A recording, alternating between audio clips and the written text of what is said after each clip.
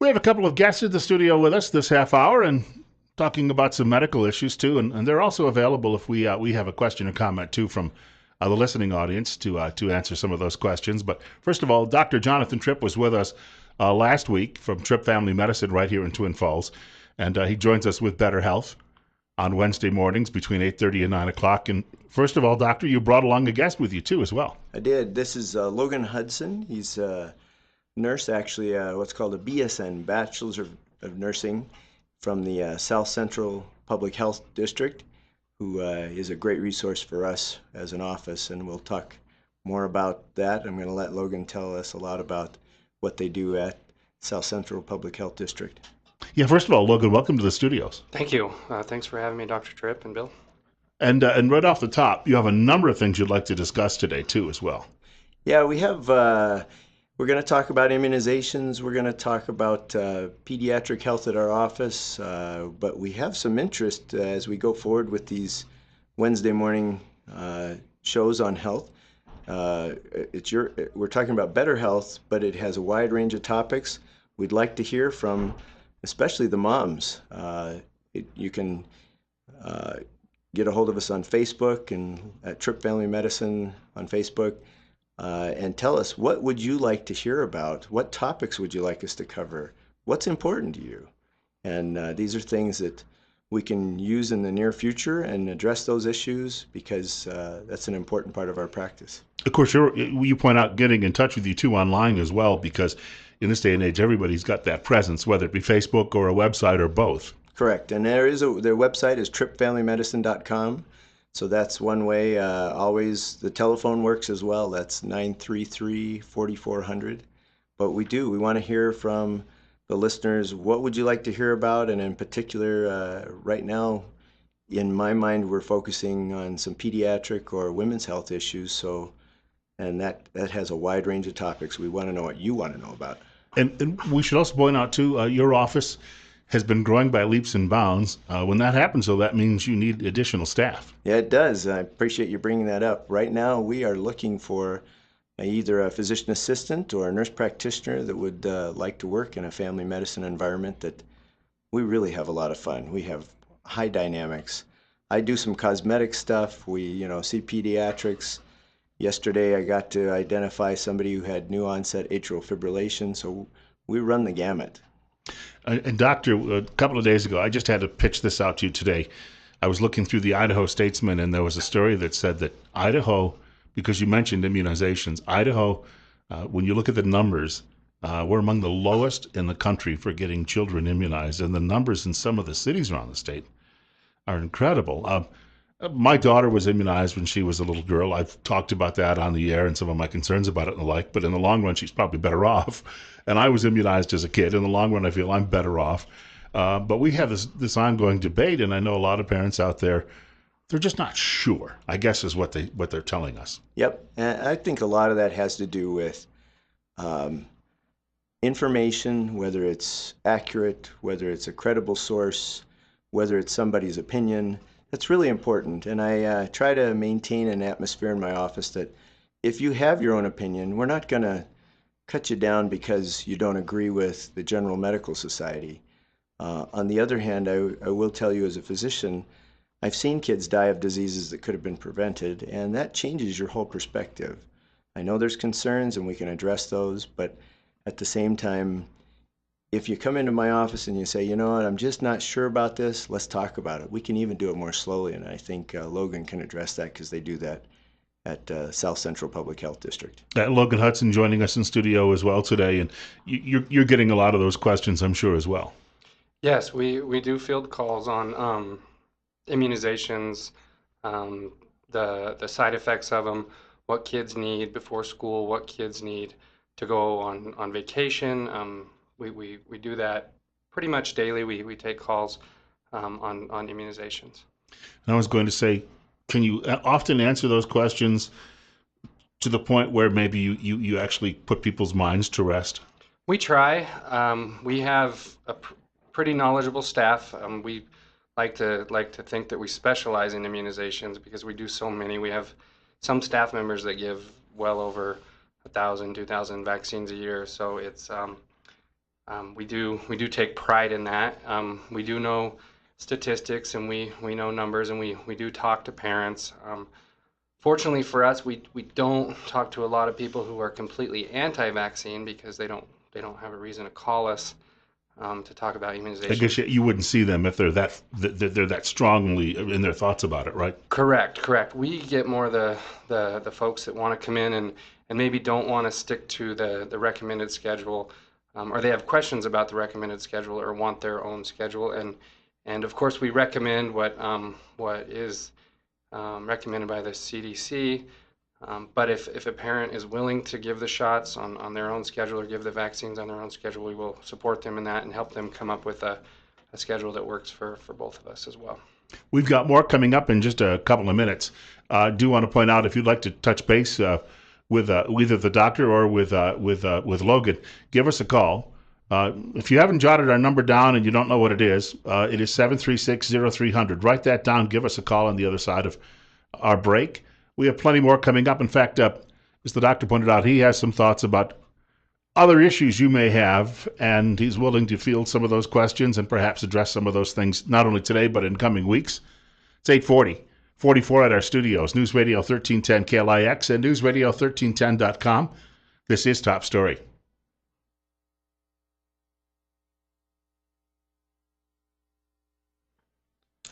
Dr. Jonathan Tripp is joining us in studio from Tripp Family Medicine this morning. He's also brought along Logan Hudson, who's addressing some of these immunization issues.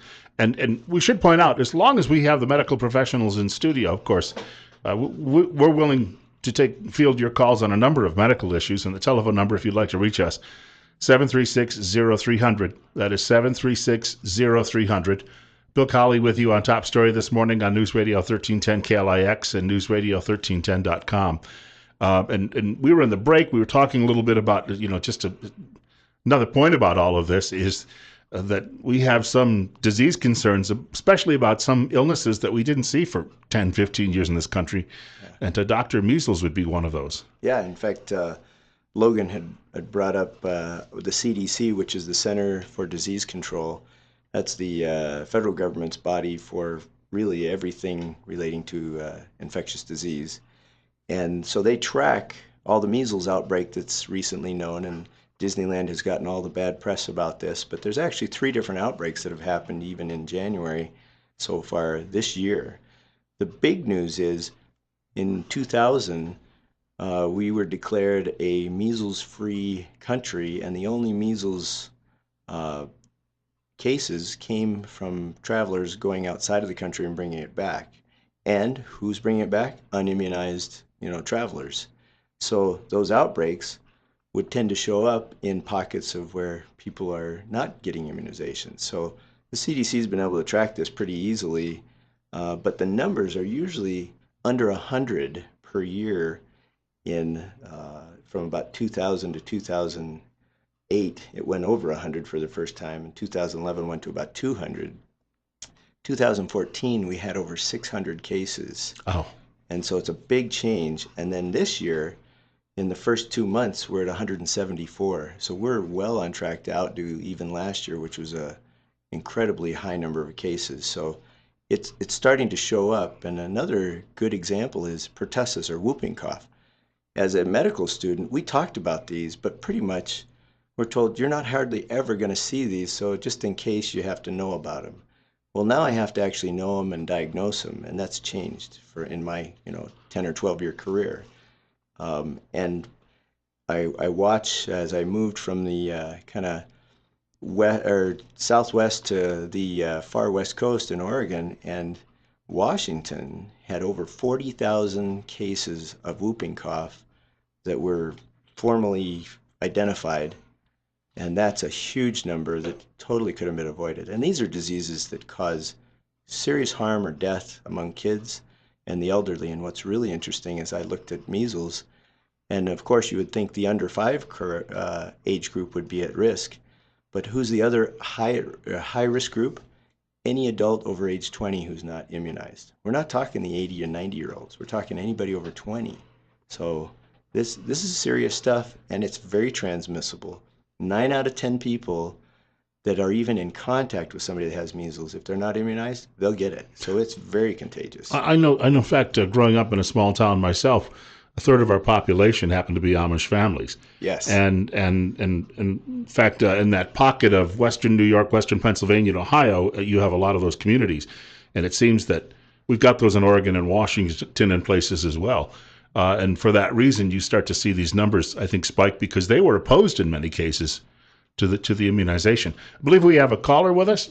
No, I think our caller may have had our question answered, but I'll give the number out one more time in case the caller is still trying to get through. 736-0300. That is 736-0300. And by the way, this is Better Health with Tripp Family Medicine this morning until 9 o'clock today on News Radio 1310 KLIX and newsradio1310.com. I think our caller has decided to chime back in. We were hopeful that if their phone quit after a couple of minutes, they'd be able to get back through. So we'll take a question here. You're on the air, and good morning. Good morning, guys. I just started listening a few minutes ago, so I apologize if you've already answered this. Both of my kids, when I got them immunized, both of them had horrendously high fevers.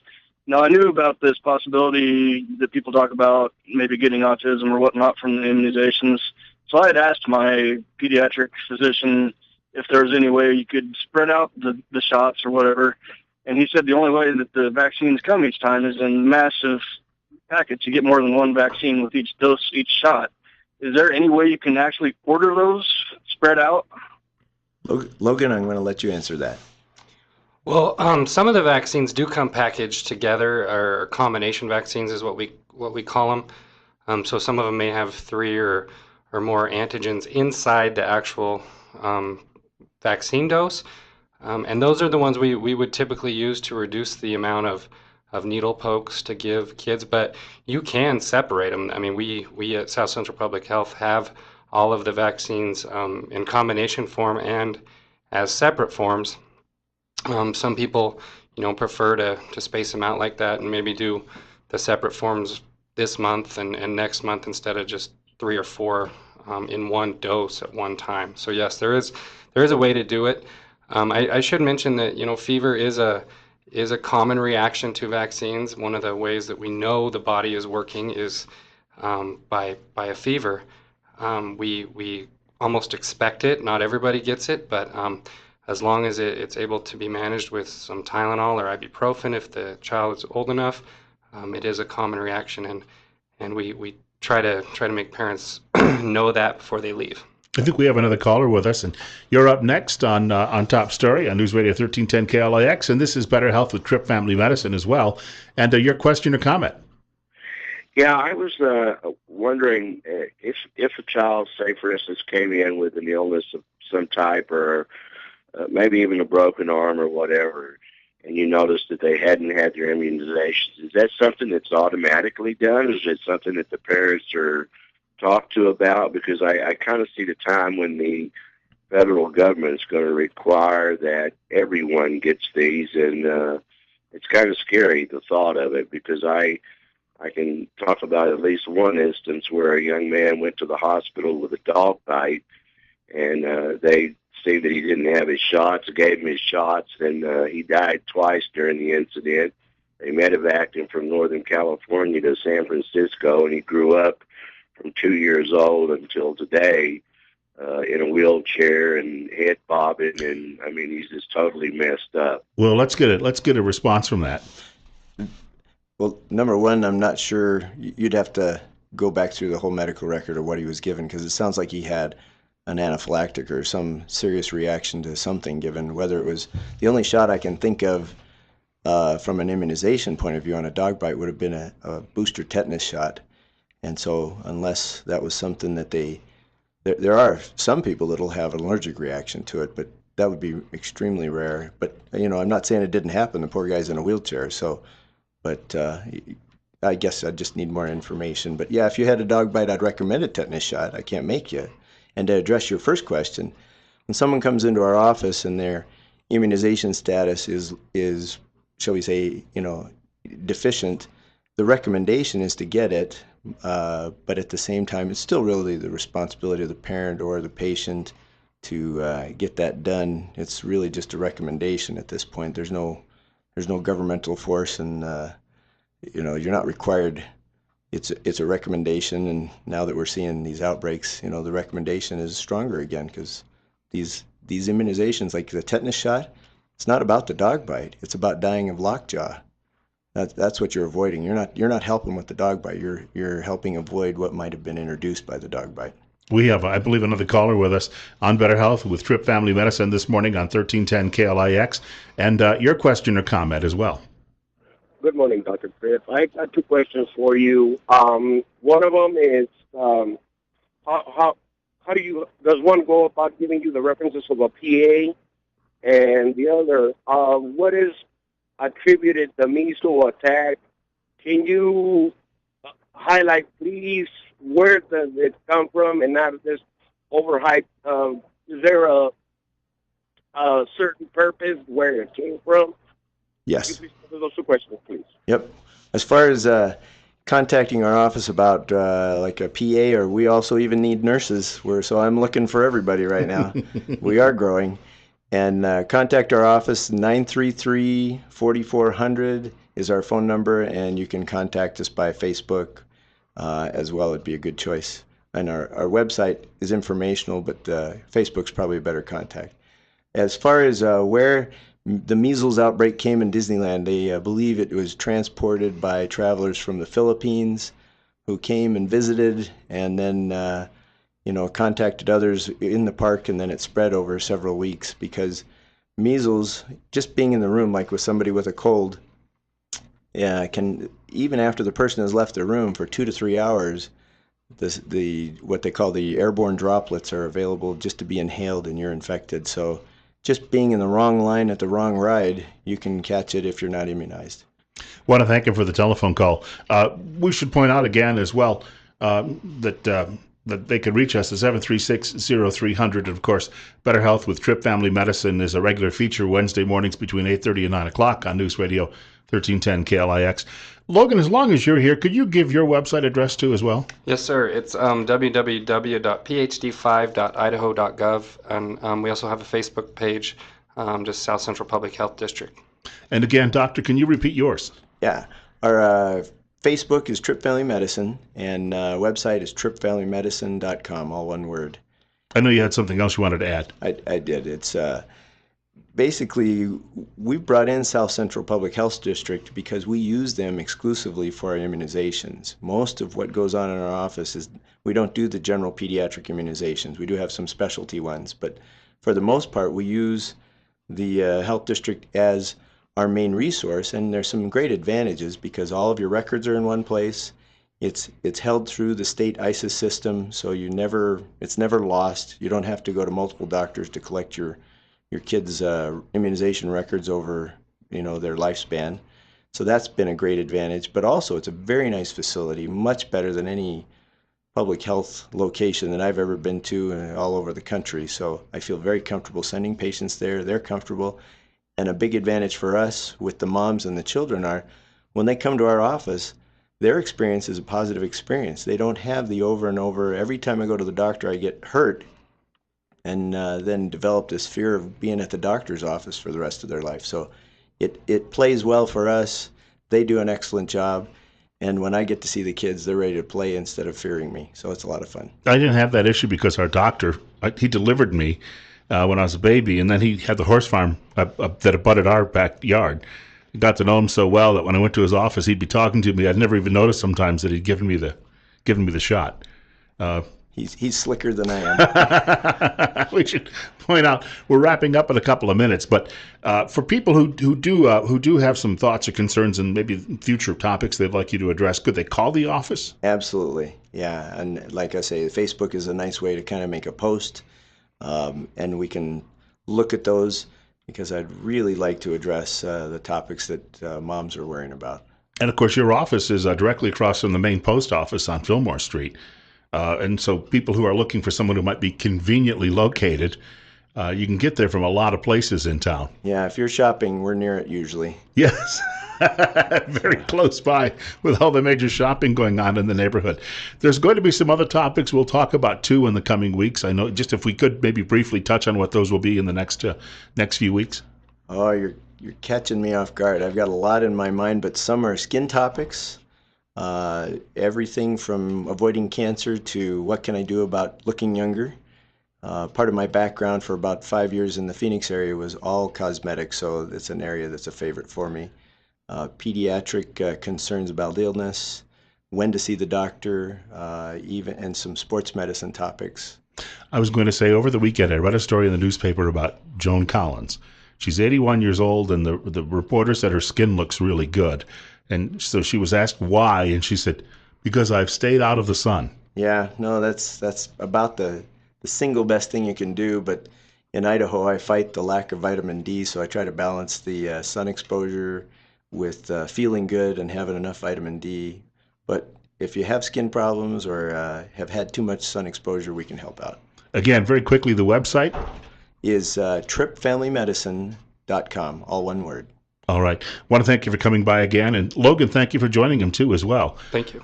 We left some folks on the line this week here at the end of the program, but keep in mind we get to tee this up and do it all over again next week between 8:30 and 9 o'clock. Better Health with Tripp Family Medicine will be a regular feature here on News Radio 1310 KLIX and News Radio 1310.com. And Top Story. Coming up next, going to be talking a little bit about city government. We have a member of the city council coming by. We'll spend a few minutes with us following news at 9 o'clock from the Fox Radio Network.